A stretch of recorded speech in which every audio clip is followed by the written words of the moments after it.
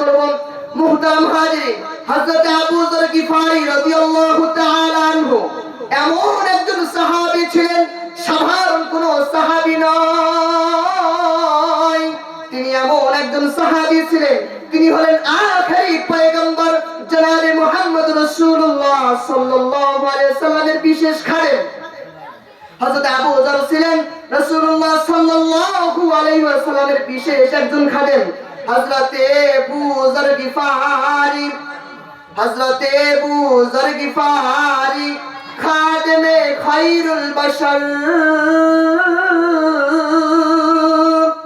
খিদমতু মে জিंदगी भर না বানায়া আপনা ঘর। সারা জীবন রাসূলুল্লাহ সাল্লাল্লাহু আলাইহি সাল্লামের খিদমতের মধ্যে কাটিয়ে দিয়েছেন। সারা জিন্দেগিটা রাসূলের খিদমতের মধ্যে কাটিয়ে দিলেন। সারা দিন সারা রাত রাসূলের পা টিপতেন, সারা রাত রাসূলের খিদমত করে কাটাই দিতেন। এমনকি রাসূল সাল্লাল্লাহু আলাইহি সাল্লাম যখন ঘুমায় যেতেন, রাতের মধ্যে ঠান্ডা পানি বউলের মধ্যে নিয়ে শুয়ে থাকতেন। কেমন ভালোবাসা অর্জন করছে তারা! শুধু রাসূলকে ভালোবাসতো এমন না, ওই রাসূলও আবু যরকে ভালোবাসতো। ওই রাসূল কি করত? আবু যরকে ভালোবাসতো।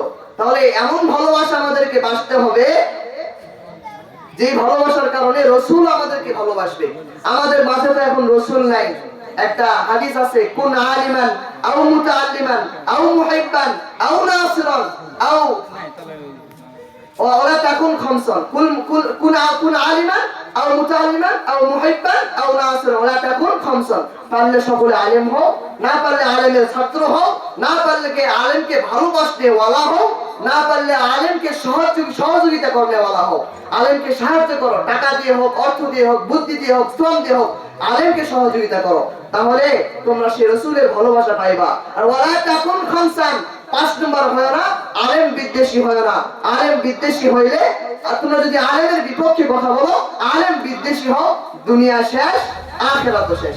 এইজন্য মুহতারাম হাজিরিন, আমার আলোচনার বিষয় ছিল রাসূলের প্রতি ভালোবাসা অর্জন করতে হবে, যাতে করে রাসূল আমাদেরকে ভালোবাসে। আমি এই কথাগুলো যেগুলো বললাম, এগুলোর প্রতি আমাদের সকলকে আমল করতে হবে। শুধু যদি আমরা বলেই যাই, আমল যদি না করি, আমাদের ওয়াজ আপনাদের কোনো ফায়দা হলো না। এই জন্য মুহতারাম হাজিরিন, আমি যে কথাগুলো বললাম যে রাসূলকে ভালোবাসতে হবে, রাসূলের ভালোবাসায় আমাদের মুখে দাড়ি লম্বা করতে হবে, গায়ে সুন্নতি পোশাক রাখতে হবে, মাথায় টুপি রাখতে হবে, আরো সুন্নত যেগুলো আছে মেনে চলতে হবে। তাহলে আপনার আমার জিন্দেগি আল্লাহ রাসূল ভালো করে দিবেন। এই বলেই আজকে আমার আলোচনা শেষ করছি। আল্লাহ পাক সকলকে যেন এই মাহফিলের যে আলোচনা হলো, সকলকে যেন কবুল করেন, আমল করার তৌফিক দান করেন। এবং আজকের এই মাহফিল কুলপতপুর পশ্চিম পাড়ার উদ্যোগে